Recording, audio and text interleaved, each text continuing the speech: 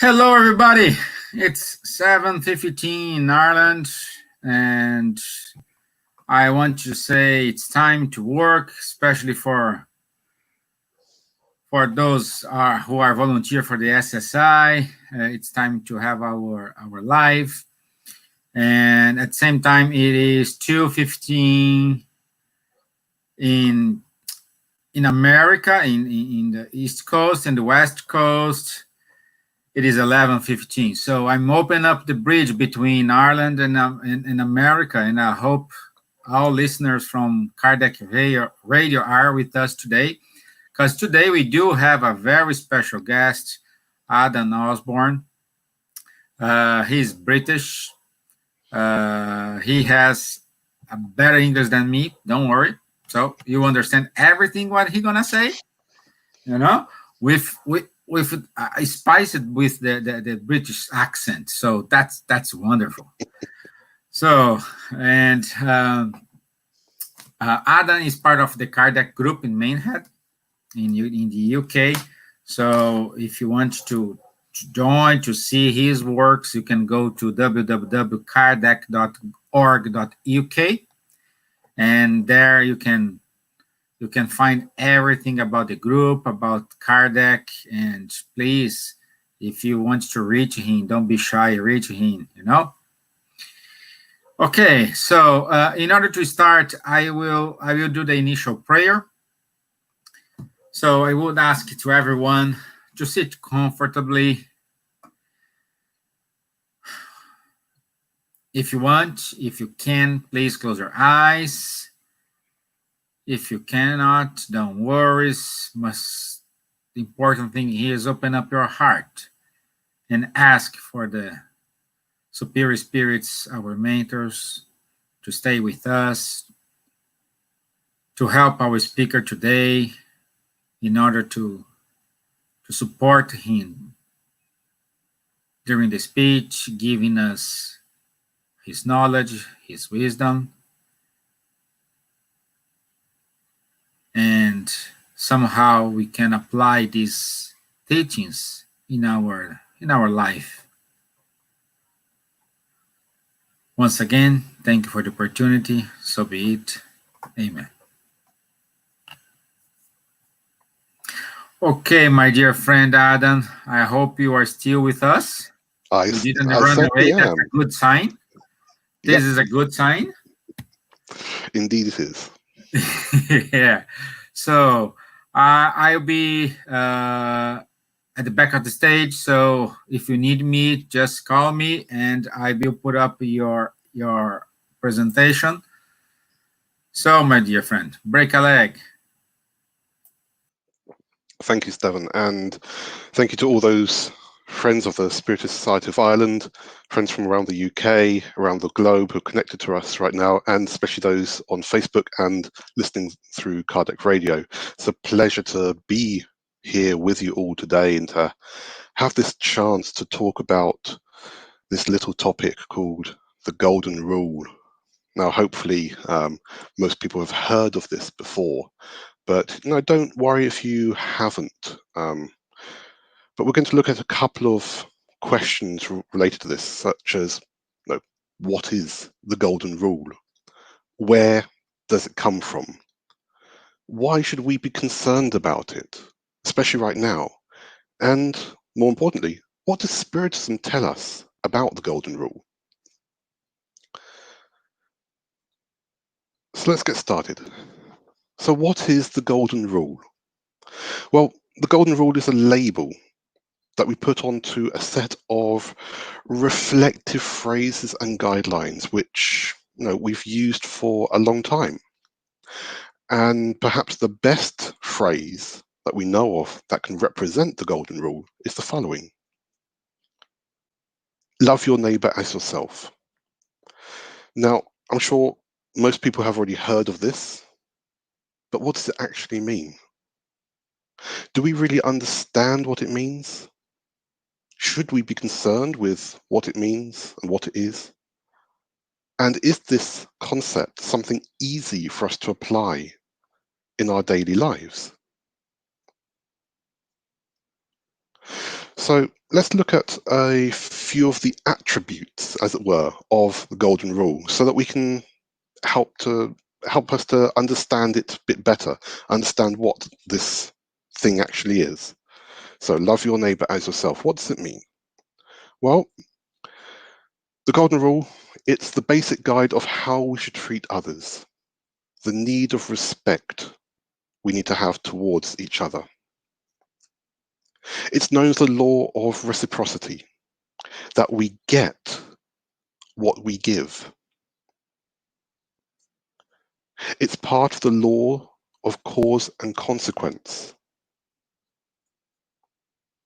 The golden rule helps us to understand the connections we have to each other and the connections that we should have with each other. It allows us to see our position within society, within a hierarchy, and for us to see how we should behave within that hierarchy. It shows us why we should have empathy for others, for the situation that they are in, for what they might be going through. It helps us understand the usage and the need of patience and tolerance. And it also helps us to justify and explain the need of charity within our lives. Of course, these are just a few attributes. There are many more, but these are the main ones that it's good for us to focus on right now. So now I've got a small idea as to what it is.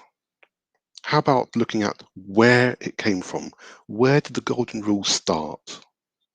So many people may think, well, it started in the New Testament. That's the source I know. That's where it came from. Some people think it's older. Some people think it's much newer. So I've got a small historical timeline here that we can go through to look at where we know it has been written or inscribed. And just so you know that the dates that I'm going to show are just approximations. They're not necessarily the exact dates. So let's get started here with 4,000 years ago in Egypt and look at what's called the laws of Mat. Now, Mat was an Egyptian goddess who was worshipped about around 4 to 4,500 years ago, and she was the personification of truth and justice. And her guidance was seen as the ethical values that all Egyptians should follow, both in their daily lives and were the norms of society for people to follow when they're in the incarnate and discarnate worlds. Because the Egyptians were very spiritual, they believed strongly in the afterlife. Now, these guides that came from Mat were formed into what's known as the 42 negative confessions, which were a list of declarations such as, I have not stolen, I have not attacked any man, I have not acted with evil rage. And all of these together are part of what's called the Book of the Dead. And all these phrases, these 42 negative confessions, would normally be inscribed on the tombs of people to help make sure that in the afterlife, Mat would give them the correct justice that they deserve. And part of the laws of Mat are represented in a piece of folklore, a story called The Eloquent Peasant, which we know was composed around 1850 BC. And in there we have this message: that which you hate to be done to you, do not do to another. So we can see that around 4,000 years ago, we have possibly the first message with these moral guidelines that are here for us to consider regarding our behavior towards others.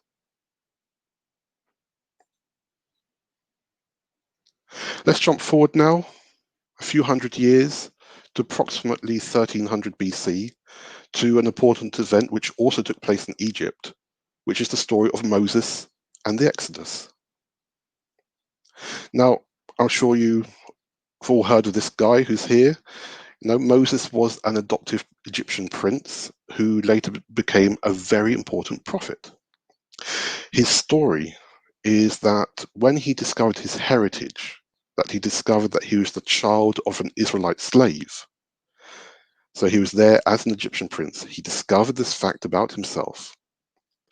And he saw with fresh eyes how the slaves were being abused, how the people from his own true heritage were being abused.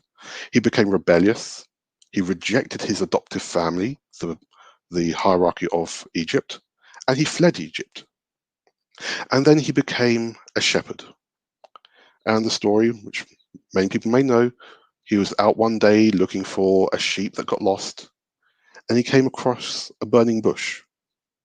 And that bush communicated with him and said it was God. And then God requested that Moses free all the slaves from Egypt.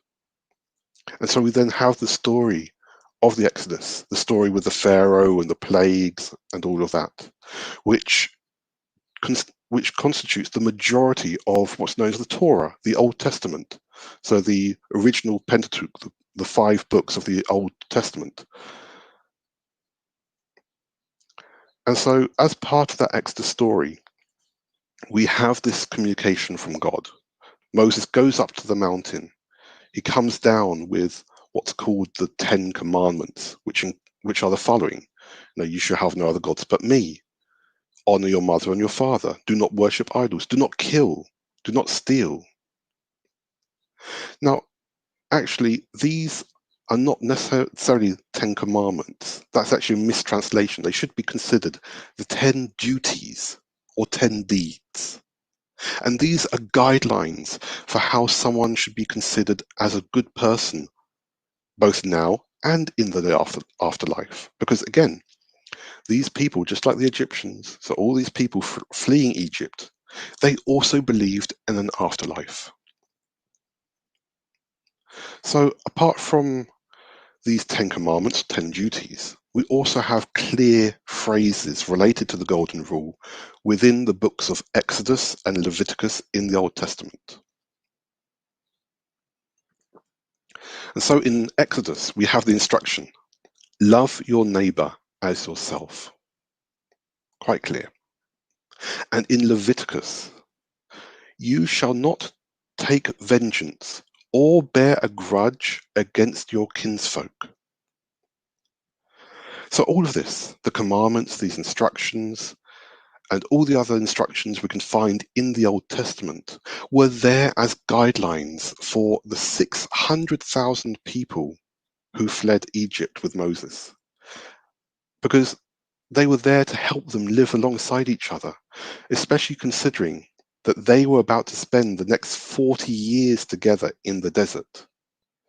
Now, many of us have been complaining about having to have lockdown for just a couple of months, but these guys had 40 years of going through some rough challenges.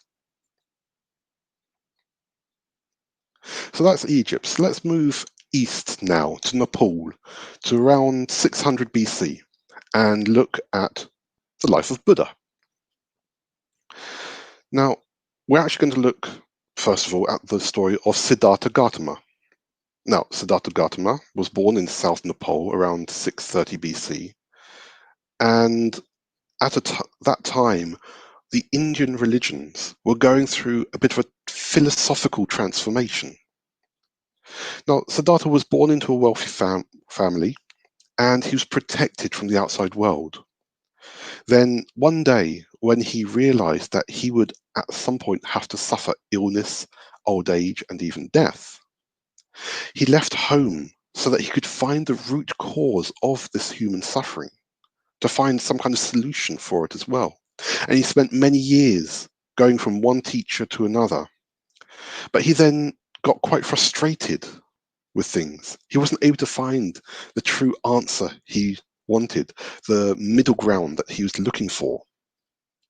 And he was almost at the point of giving up when he went and sat underneath a fig tree, meditated, and then reached the state of nirvana, which was enlightenment, and then became Buddha. And obviously, Buddha was a very insightful philosopher and obviously a very spiritual teacher. And so part of the Buddhist teachings are these scriptures known as the Tripitaka. And in the Tripitaka, Buddha gives lots of very insightful lessons. And two of the lessons that Buddha gives are hurt not others in ways that you yourself would find hurtful, and putting oneself in the place of another, one should not kill nor cause another to kill.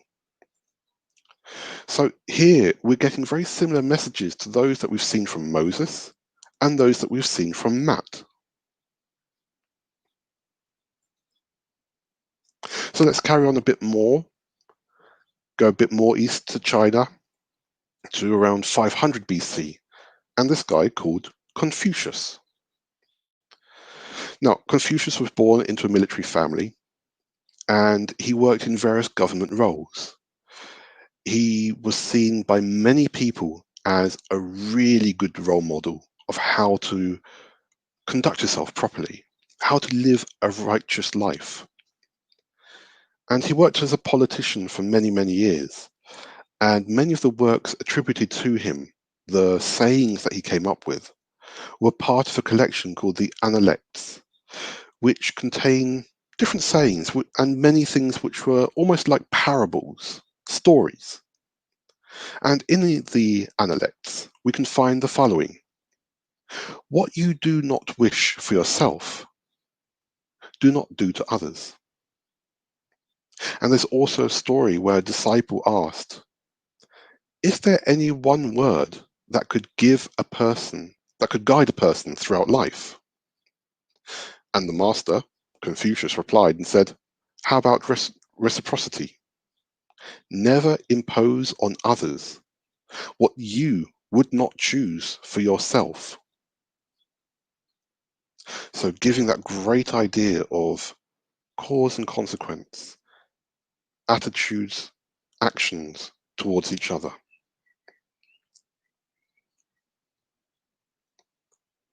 Now moving on, another 100 years or so, we're going to go to Greece and talk about a guy called Isocrates.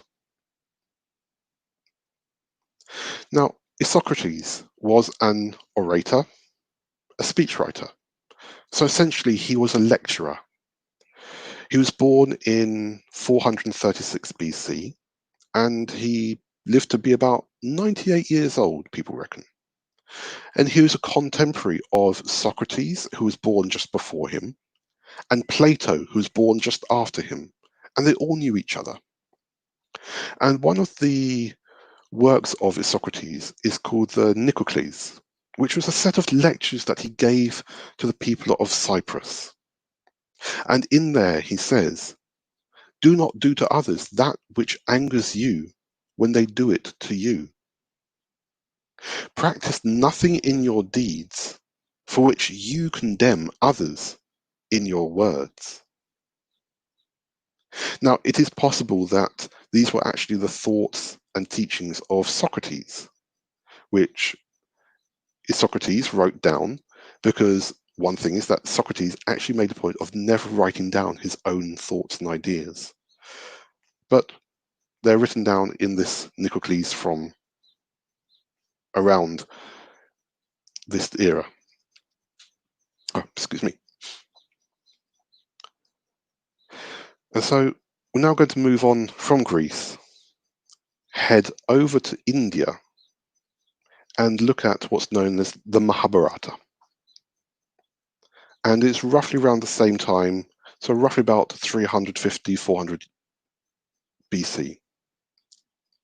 Now, the Mahabharata, for those who don't know, is an important Indian scripture, which was written by a man called Vyasa. And the story goes is that the deity Ganesh, the elephant-headed god, helped him. And Ganesh was the scribe for these works. Now, the Mahabharata is a dramatic story of events that were supposed to have happened possibly 1000, 1500 BC, but some claim that the events happened 3000 BC. We're not 100% sure. But it's a very important piece of work because it contains the Bhagavad Gita, which some people may have heard of. And this is a central story relating to the life of Krishna and his views on various aspects of life. And this is referred to a lot within Hindu and the Hare Krishna faiths. So it's very, very important books. And within these scriptures, we have the following passage, which was part of a conversation. One should never do something to others that one would regard as an injury to one's own self. In brief, this is Dharma. Anything else is succumbing to desire. And Dharma is the cosmic law. It means the behaviors needed for righteous duties, righteous living. It's the laws of the universe itself. So here in the Mahabharata, this Indian scripture, they're equating good behavior to being part of the universal laws.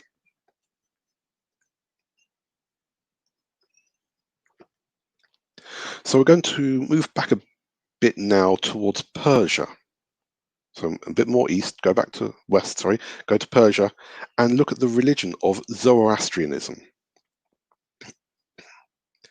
Now, Zoroaster, or Zarathustra, as he's also known in some languages, was born around 1000, 1500 BC. So possibly he was around the same time as Moses. We don't actually know. But he was very insightful, and he was considered to be one of the very first philosophers.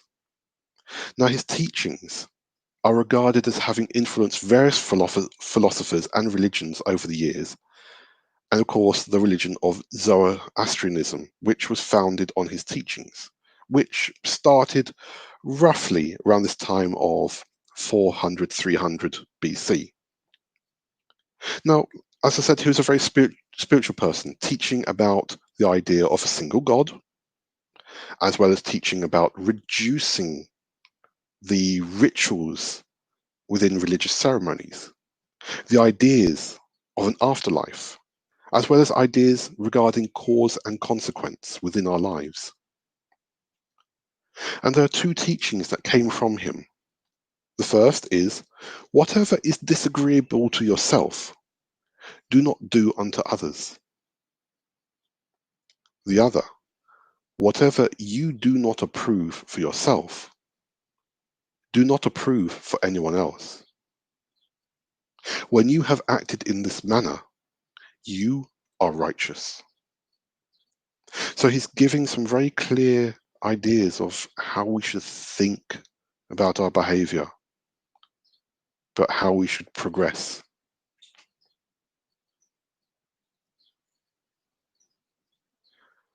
Now we're going to skip forward a bit more to around 50 BC, to a little country you may have heard of called Israel, which actually at the time was split into two parts, Israel and the Kingdom of Judea. And we're going to look at this guy here, Hillel the Elder. Now, he was a very important figure historically. He was important within the religious and political landscape of both Israel and the province of Judea. He was born around 110 BC, and he studied the religious Jewish laws. And he became a very respected rabbi or teacher. And he founded one of the main schools of thought called the House of Hillel, which actually as a school still exists nowadays. And in this house, they discussed all the aspects of ethics, theology, religious practice, daily life. And they talked about these things openly, trying to see things from a very philosophical perspective. And now Hillel, he's also important because he became president of the Sanhedrin, which was a court, a place of judgment. And this place is mentioned in the book Paul and Stephen.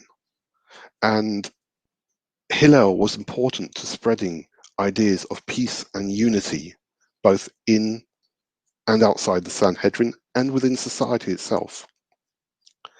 He also had the great idea of social justice order, which was called Tikkun Olam. And that was a concept where everyone has the direct responsibility for not only their own moral, spiritual, and material welfare, but for the moral, spiritual, and material welfare of society in general. And there are some phrases that are attributed to him and written in various books and commentaries from the time. And so one of them is, do not judge your friend until you have stood in their place. So a bit of empathy there. And then there's another story that's happened with him where a guy who's a non-believer went to another teacher called Shammai, who had another philosophical house of study, which not exactly competitor to Hillel, but was seen as equal. And this guy goes up to Shammai and says, Rabbi Shammai, you are a great teacher. To prove this, while I stand on one foot, I want you to teach me all the laws of the Torah, all the laws of the Old Testament, the 5 books of the Old Testament. Now, Shammai knew that this was a trick, and it'd be impossible to teach everything that's in this Old Testament to someone while they stood on just one foot. And so he thought, okay, let me send him to Hillel. Let Hillel deal with this guy.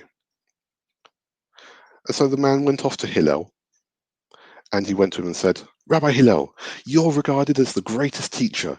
Teach me all there is in the Torah while I stand on one leg. He thought for a moment and said, okay, fine.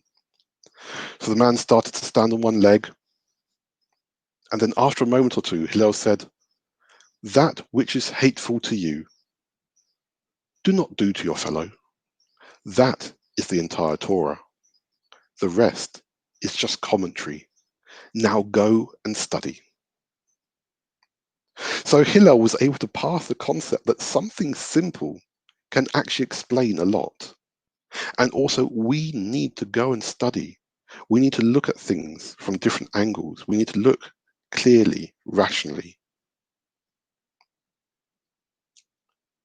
And now we're going to go on to the last person in this historical timeline. Stay in Israel, jump forward a few years to this guy who I'm sure you all know, Yeshua ben Yosef, Yeshua son of Joseph, also known as Jesus of Nazareth, son of Mary of Nazareth. Now, he was also a rabbi and a philosopher, born around 4 BC. And I'm sure you all know his story, the teachings he provided, the story of his disciples, etc. So I'm not going to go into that too much. But there are a few passages from the Sermon on the Mount, which are in the Gospels of Matthew and Luke, which I'd like to mention. So here in the Gospel of Matthew, we have, do to others what you want them do to you. This is the meaning of the law of Moses and the teaching of the prophets. And so by the law of Moses, he's referring to the Torah that we're talking about just now, all the Jewish laws that rabbis such as Hillel helped to spread. And the prophets are actually the major and minor prophets as they're known, who are in the complete Old Testament. And these prophets include Moses, Noah, Jonah, and many others. And nowadays, we would actually consider these people as mediums because they brought messages from high spirits and from God, messages that were there to help others. And in Luke, we can see a repetition of the same text of Matthew. Do to others what you would want them do to you.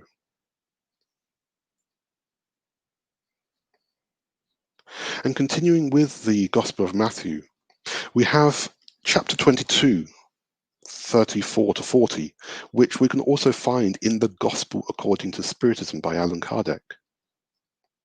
And in here, the background of this is that Jesus was there at the main temple in Jerusalem, and he was talking and philosophizing with all those who wanted to listen to him. And actually, that's something that only rabbis would have been allowed to do. So only rabbis would have been allowed to talk and philosophize with people in these certain parts of the temple.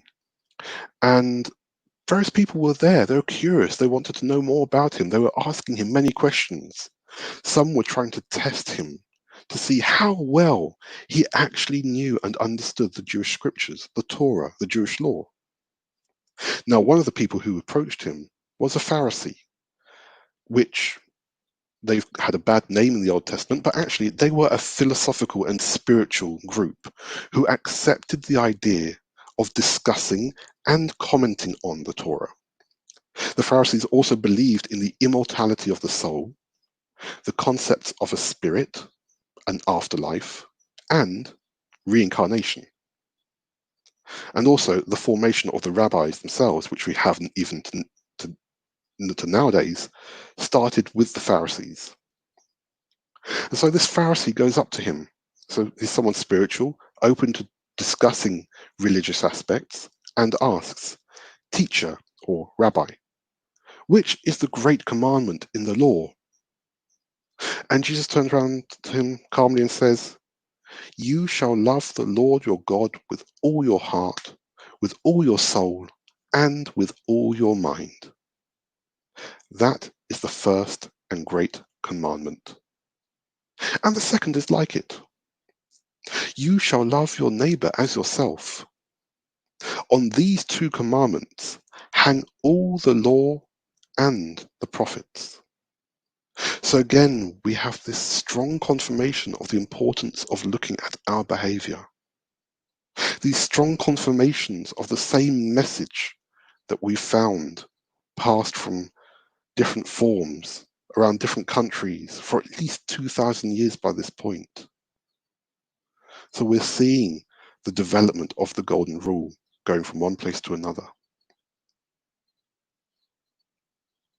There are, of course, many other moments in history over the past 4,000 years where people have received the same message.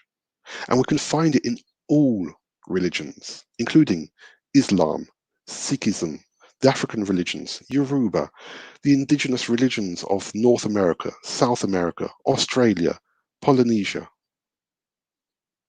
But what about Spiritism? This philosophy that Kardec brought to us 160, 170 years ago. What does Spiritism say about this? Well, as I mentioned, Gospel According to Spiritism, Chapter 11 itself is actually dedicated to this topic, to the topic of love your neighbor as yourself. So chapter 11 is dedicated to the Golden Rule.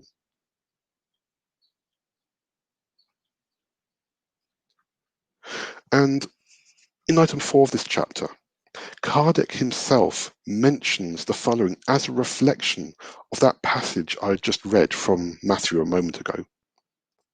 And Kardec says, "To love your neighbor as yourself, to do to others as you would have them do to you, expresses the most complete form of charity, because it summarizes all of humanity's obligations towards their fellow beings."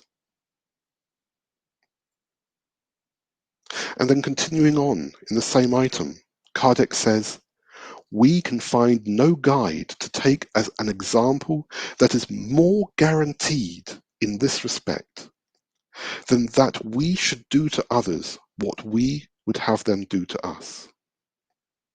What right have we to demand that they behave in any better manner, that they be more benevolent or more devoted to us than we are to them?" So Kardec is helping us to understand the moral aspects of the Golden Rule, that no matter how we write it, rewrite it, say it, or rephrase it, it is the most guaranteed guide, as he says, It's the best guide for us to follow regarding our behavior towards each other. Now, in the same chapter, we have messages from the spirits Lazarus and Fenelon, which also help us to reflect on this. So these are in items 8 and 9, the law of love. And Lazarus says, in order to advance towards this goal, each person must overcome their instincts. That is to say, to perfect their sentiments. Fenelon carries on and says, love is of a divine essence, and everyone, from the first to the last, has a spark of this sacred fire in the bottom of their hearts. And when I read that message from Fenelon, I like to remember back to Genesis in the Old Testament, where we're told that God creates humans and gives them the divine spark, that God breathes into man the breath of life, the sacred breath, the sacred fire of life.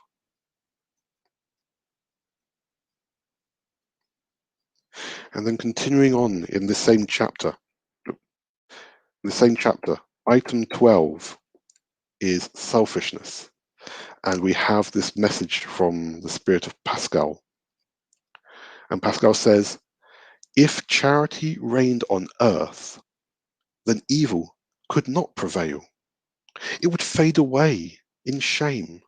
It would hide, seeing that wherever it went, it would feel out of place.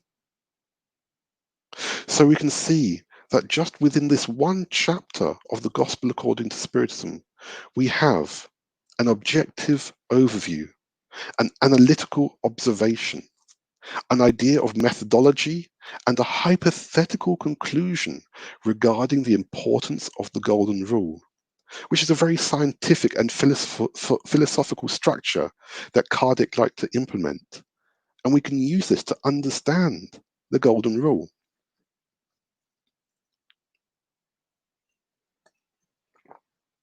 And we can also find items in the Spirits book related to this.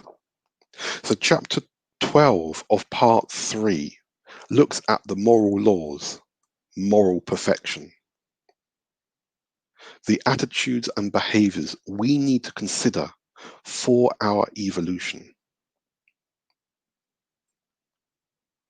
And we have in here the following questions. So question 893, which is the most meritorious of all virtues? All virtues are meritorious because all are signs of progress on the path of good. However, the highest virtue consists in the sacrifice of one's own interests for the good of one's neighbor without ulterior motives. The greatest merit is that which is based on the most disinterested charity. So we have this firm message about helping others without wanting anything in return, about treating others with the same level of respect that we would want. Question 918. By what signs can we recognize in individuals the real progress that will raise their spirit within the spirit hierarchy? And now Kardec's comments on this are interesting. Truly moral individuals are those who practice the law of justice, love, and charity in its most complete purity. If they interrogate their conscience concerning their actions, they will ask if they have done to others what they would want others to do unto them. And this is then followed up with a great question regarding how we can consider and apply the Golden Rule. 919. What is the most effective means for improving ourselves in this life and for resisting the draw of evil? A sage of antiquity has told you, know thyself. Self-knowledge is therefore the key to individual improvement. And these are just a couple of items from the Spirit's book, but they're there as a good set of references about how we can use the golden rule. The point of us needing to change our attitudes towards each other. And, we now see these snippets of what Spiritism says about it, how it can impact us, what we should consider. And why should we consider this now? Well, let's face it, we've been going through a bit of a very bizarre time recently. We've had political tension between various countries, political and social tension due to Brexit, social tension in relation to the Me Too scandals, this viral pandemic that we're currently going through, which has required us to socially distance from friends and family for such a long time now. Economic upheaval, which is resulting in the loss of income, creating redundancies, bankruptcy, company closures. And recently, tension because of race-related issues, which are affecting friends and family all around the world. Lots of events and circumstances which have caused so much anxiety, tension, stress, disruption. And so because of this, not everyone is able to find the inner balance that they need right now, that we need right now to counteract these disturbances, especially as we're fed all the news all the time on TV, on radio, on social media, on the internet, everywhere we look. And so we need to find this way of having peace and harmony again. Many people have lost sight of why we're here on this planet and the improvements we should be making to our lives. Some people have actually lost sight of the true aspects of fraternity and solidarity. So, what can we do to adjust our behaviors, our attitudes, our perceptions, so that we can apply the golden rule to our lives? So let's look again at some of the aspects of the golden rule that I showed at the start. So it's how we should treat others, laws of cause and consequence, empathy for the situation of others. Now let's look to see how we can apply this. Listen to others. We need to take the time to actually listen to what someone has to say, taking care of the details, the tone, the emotion. We need to learn how to practice empathy. Think about how and why someone is behaving in a certain way or saying certain things. We need to be patient because not everyone talks in the same way as us or can express themselves with the same language that we use. And sometimes people might just need a few short moments to explain themselves better. Besides, how would we like it if someone interrupts us and causes us to be in a rush? We need to consider each other as a sibling in the sense of we're all from the same source. Spiritism teaches that. We're all brothers and sisters in humanity. We all have the same starting point and we all have the same final goal. Avoid criticism because we don't like it when people criticize us. We don't like it when people judge us. So why should we do the same to them? We need to consider the hardship and prejudice others have suffered. We need to have empathy. Put ourselves in their shoes. We cannot understand someone's life story, their background, unless we have had the exact same experience as them. We might be able to sympathize, but we might not understand fully. We need to allow ourselves to be calm at all times, because only then can we help others and ourselves. Only once we are calm enough to be rational. We need to learn how to elevate our thoughts every day through meditation, through prayer, through connection with your spiritual mentors and guides. We can raise our thoughts, find that spark of inner peace that we need, that calmness that we need, which will help us to not be irritated and impatient with others. We need to learn how to be a friend, because there are times when we need a friend as well. We need to be loving and compassionate. Learn how to respect the other for who they are and how they are. We cannot change the other, but we can change ourselves. So we need to be loving and compassionate with ourselves as well. In fact, all of these items aren't just about how we should apply our attitudes and behaviors to others, but how we should take care of ourselves.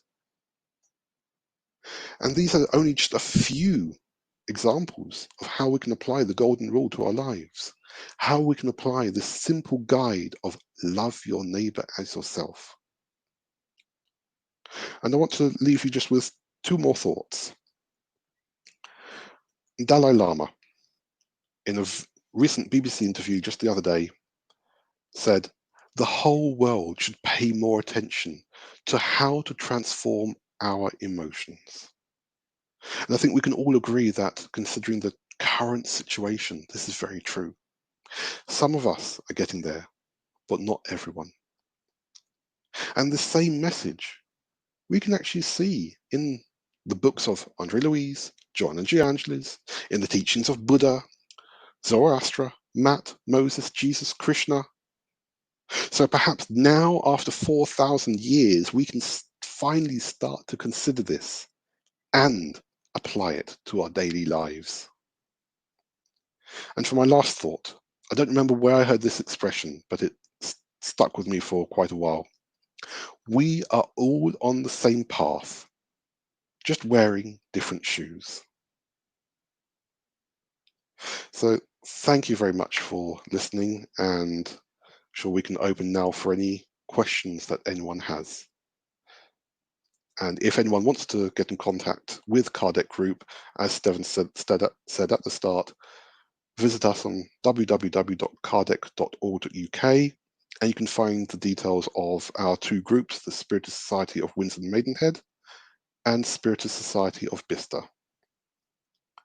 Okay, and back to you, Steven. Well, thank you, my friend. Very good. It's amazing. Well, I hope we are not.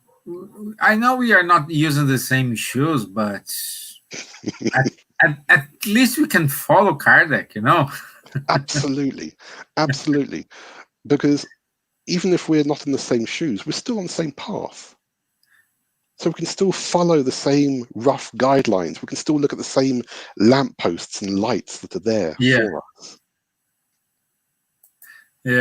Yeah. But what I think the trick thing here is when you don't do anything when you try, let's say I'm trying to harm anybody, okay, I start to think twice, but nobody's perfect, and of course still applying this rule, we will do something wrong, okay. Yes.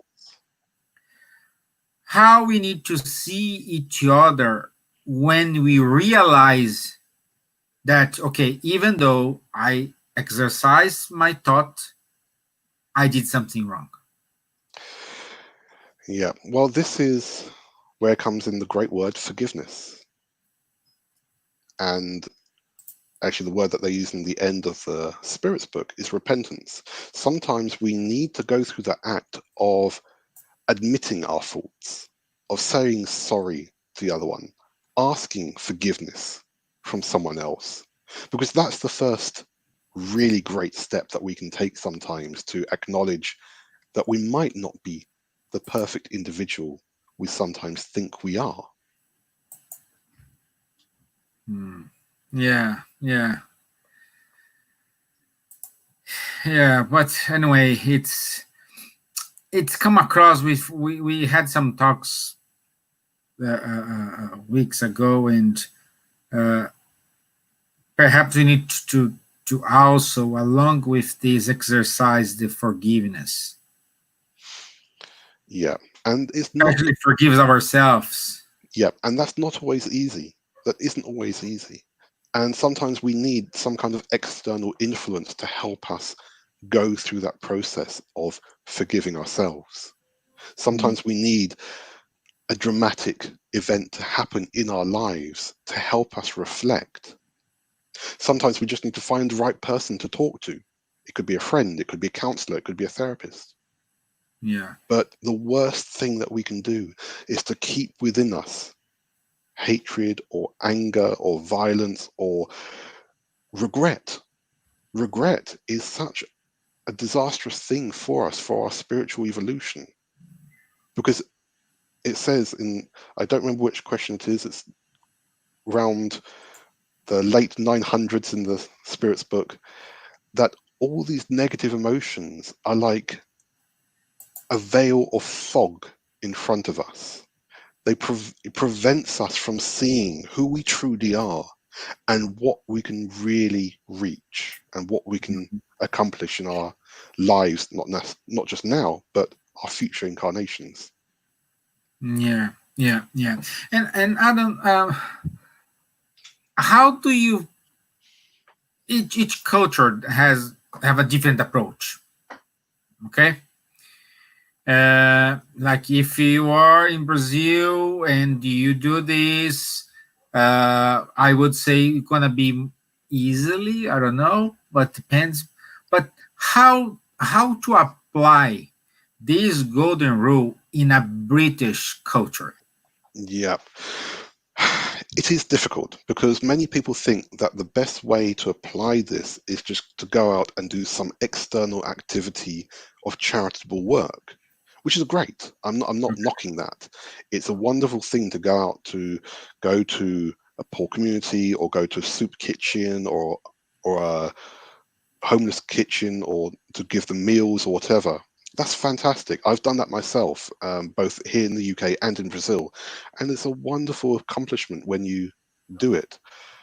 But you also have to analyze why you're doing it. What's your motivation behind it? What are you trying to accomplish from it? Like we said before, are you doing it with disinterestedness within regards to the charity? Are you doing it because you know that it's good to do? Or are you doing it because you want to be applauded? You want Yeah, someone to come yeah, along and take your photo and yeah, show off to the yeah. whole world what I'm you're doing doing. charities. Listen, let's see. Yeah, Yeah. yeah. And no, I learnt a huge amount about humbleness within charity work by working in doing the lunches for homeless people and working in the community services of a spiritual center in Brazil. I learned so much about myself, about humility, and sometimes that's what people need. That external activity just to help us get a different perspective. But how can we do this here in the UK? There are so many charities that need volunteers. At the moment, there are still requirements for volunteers to go and pick up medicine for elderly people. Yeah. We still need many people in different communities to work as carers, people to be foster parents, people to foster animals. There are so many things that we can apply. Now, how many people do we currently need in agriculture right now? And, you know, all it needs is just someone just go, okay, I can do that. It's going to help other people. Yeah. So Okay. there are many things we can do. We just need to open our eyes and think carefully. What am I doing? Yeah. How am I doing it? Why am I doing it? Yeah. And we have here a question from Elsa Rossi. Adam, am I correct to think that these previous philosophers did prepare the road for Jesus to come, or they should have done more? Wow, Wow, good question, Elsa. Thank you. great question. Thank you, Elsa. And could they have done more, these previous people? Possibly. Possibly. But we have to consider the context of the time that people lived in. Yeah. That's the thing. We know that Confucius did a lot. We know that Siddhartha Gautama Buddha, did a lot. Moses obviously was there trying to bring people out of slavery. They'd been slaves for 300 years. He was given this task to bring people out of slavery, get them to change everything, to literally take whatever they could carry on their horses and cattle and leave. So there's very limited things that he could do. Okay, he spent a good part of 40 years with everyone, but there's only so much things that he could do. And even Jesus himself, there's only a limited amount of things that he could do because of the social and political situations that happened at the time.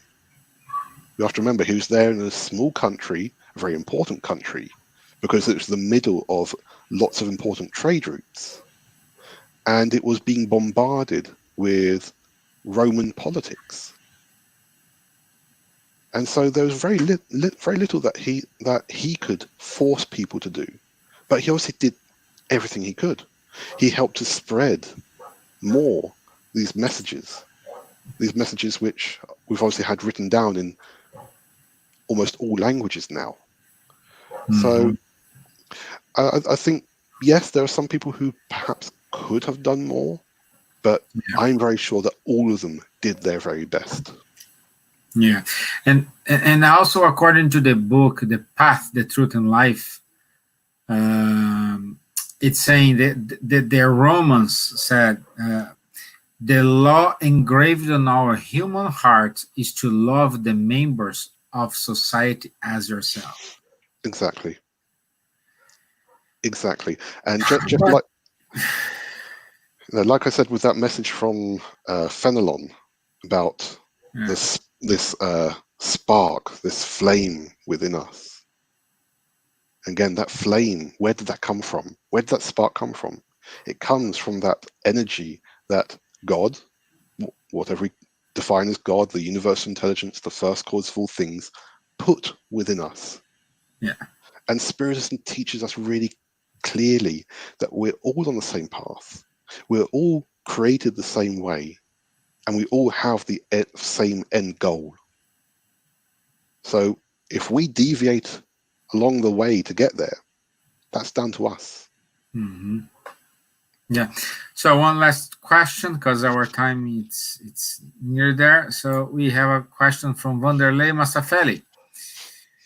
How deal with ourselves when we want to do something different, want to progress, but we still holding back in our old ways? Vanderlei, that's a great question, and I'm not a psychologist or anything or a counselor, but that's exactly the kind of thing where you need to have inner reflection. And I would say personally, take a moment to meditate, to reflect, to think about, what am I actually doing? Why have I done these things? Go through the method of forgiving yourself first.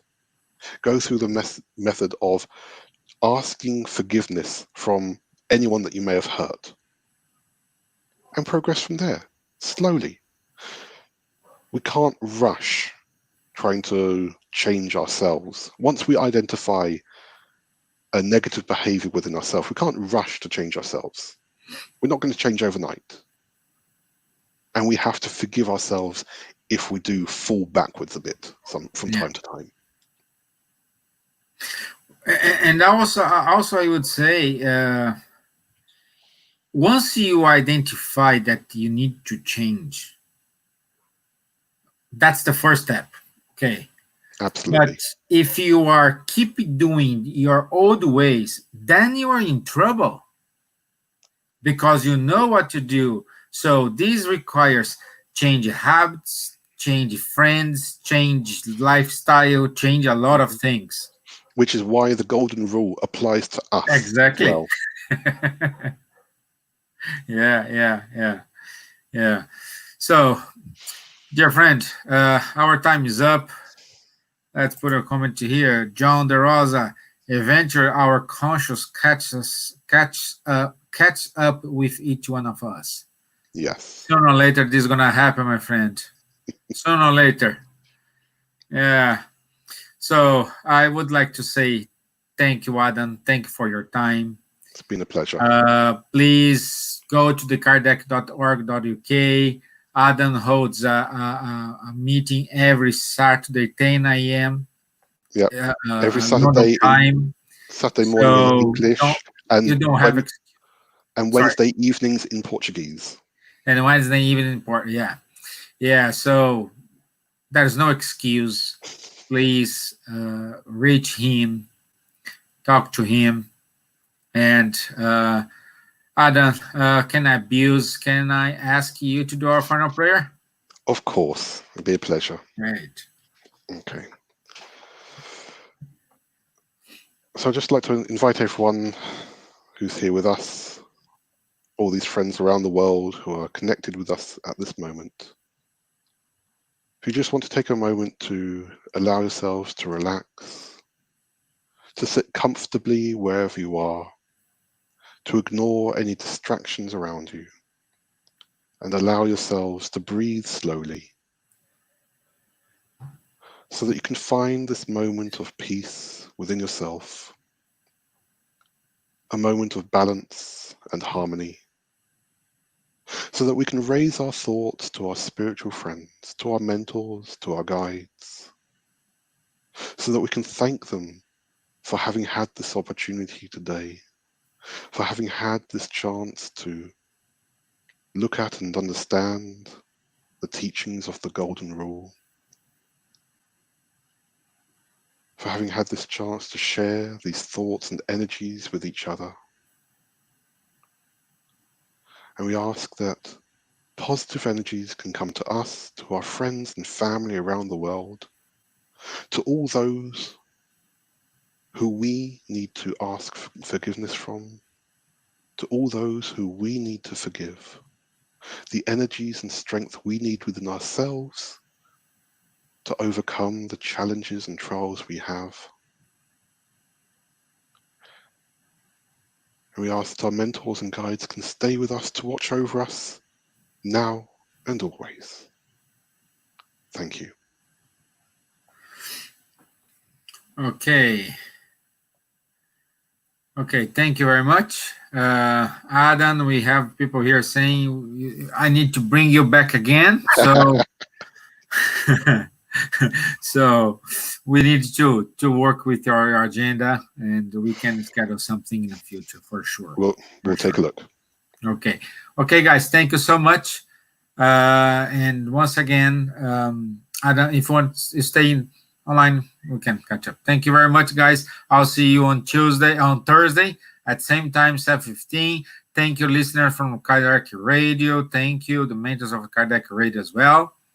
So it's a pleasure to be here. And now I have to close the bridge between Ireland and America, unfortunately. So enjoy your day in America, because you're in the middle of your day. We are going to our dinner here. Okay. Thank you. Bye-bye. Bye-bye.